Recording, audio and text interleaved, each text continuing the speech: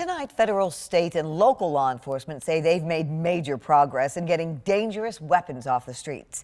This comes after a multi-agency gun bust in West Michigan. Now nearly a dozen men are in custody.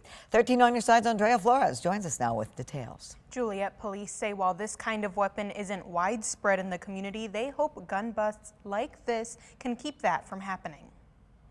At the heart of this action is a conspiracy to illegally traffic firearms and firearm conversion devices. 11 men face various firearm and narcotics charges in an effort to illegally make and distribute a device that can turn a semi-automatic pistol into a fully automatic machine gun.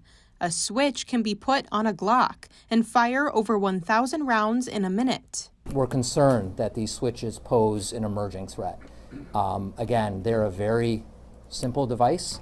They can be installed in less than a minute, and they can wreak unbelievable havoc. 5 suspects were arrested Thursday morning, and 5 were already in custody on other charges. While the switches that police found were coming mainly from China, they were also being illegally made with 3D printers and sold here in West Michigan. We want to try to really stop the pipelines that are starting to emerge where these are being distributed. That is a case where the law is keeping up with the technologies where you could make your own device on a 3D printer or so forth. Even when not attached to a gun, a switch is still considered a machine gun. And former U.S. District Attorney of Western Michigan, Patrick Miles, says this can land people in legal jeopardy. It's illegal to possess that type of a device and certainly to traffic in it. So the people who are making these devices and then saying, hey, we're not selling guns, we're just selling this little device, and saying you can't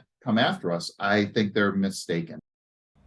Police are still looking for one suspect. 23-year-old Eric Williams is believed to be either in Benton Harbor or Grand Rapids, and you're asked to call the U.S. Marshal's office if you see him. Juliet? Andrea, thank you.